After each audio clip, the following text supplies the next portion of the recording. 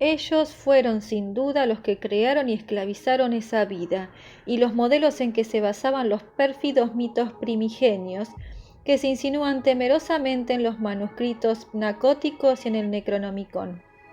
Eran los primordiales que habían bajado de las estrellas cuando la Tierra era joven. Los seres cuya sustancia había modelado una extraña evolución y cuyos poderes eran mayores de los que jamás habían existido en este planeta. Pensar que solamente ayer Danforth y yo habíamos contemplado trozos de sustancia fosilizada hacía millares de años, y que el desgraciado Lake y sus compañeros habían visto su figura completa. Naturalmente me es imposible relatar en el debido orden las etapas en que reunimos lo que hoy sabemos acerca de aquel monstruoso capítulo de la vida prehumana.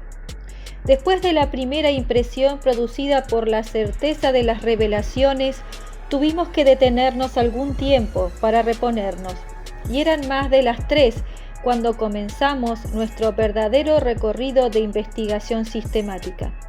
Las esculturas del edificio en que entramos eran de una época relativamente menos remota, quizá de hace 2 millones de años, según los indicios geológicos, biológicos y astronómicos, y tenían un estilo que pudiera llamarse decadente al compararlo con el de las muestras que encontramos en otros edificios después de cruzar puentes bajo la capa de hielo. Uno de los edificios, tallado todo él en la roca viva, parecía remontarse a una antigüedad de 40 o quizás 50 millones de años, al Eoceno inferior o Cretáceo superior, y contenía bajorrelieves de un arte superior a todo lo que hasta entonces habíamos encontrado, con una tremenda excepción. Aquella fue, según hemos convenido posteriormente, la vivienda más antigua que atravesamos. De no ser por el testimonio de las fotografías sacadas con la ayuda de flash y que se publicarán en breve, me abstendría de decir lo que encontré y deduje, para que no me encerraran por loco. Naturalmente, las partes infinitamente primitivas de este relato compuesto de muchos fragmentos, las que atañen a la vida preterrestre de los seres de cabeza estrellada en otros planetas, en otras galaxias y en otros universos, pueden interpretarse fácilmente como la fantástica mitología de esos mismos seres, pero esas partes se aproximaban en ocasiones de manera tan prodigiosa a los más modernos descubrimientos de la ciencia matemática y de la astrofísica que apenas sé qué pensar.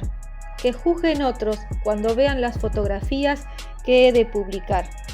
Naturalmente, ninguno de los bajorrelieves que encontramos contaba más que una fracción de un relato continuo, ni nosotros descubrimos las diversas etapas de la narración en su debido orden. Algunas de las vastas estancias constituían unidades independientes en cuanto a las esculturas que contenían, mientras que en otros casos una misma crónica se continuaba a través de una serie de pasillos y habitaciones. Los mapas y diagramas mejores estaban en los muros de un terrible abismo que quedaba por debajo del antiguo nivel del suelo, una caverna de 200 pies cuadrados aproximadamente y una altura de unos 60 pies, y que fue casi con seguridad un centro de enseñanza de una u otra clase. Había muchas estimulantes repeticiones del mismo material en diferentes cámaras y edificios, pues ciertos capítulos y ciertos resúmenes o fases de su historia racial habían sido evidentemente los preferidos de los distintos decoradores y habitantes de aquellos edificios. En ocasiones, sin embargo, las diversas variantes de un mismo tema nos fueron de gran utilidad para aclarar algunos puntos discutibles y para rellenar algunas lagunas. Todavía me asombra que pudiéramos deducir tanto en el poco tiempo de que dispusimos. Naturalmente, aún hoy solamente tenemos un esbozo de la historia, y gran parte de él lo conseguimos más tarde mediante el estudio de las fotografías y de los dibujos que hicimos.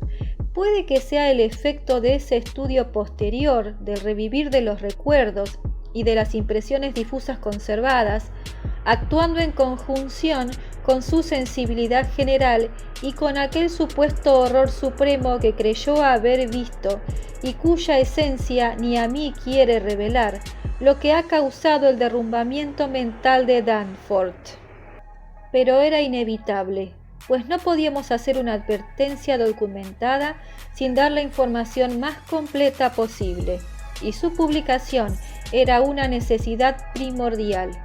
Ciertos influjos que aún persisten en aquel desconocido mundo antártico de tiempo desordenado y leyes naturales desconocidas hacen absolutamente necesario que se desaliente toda futura exploración.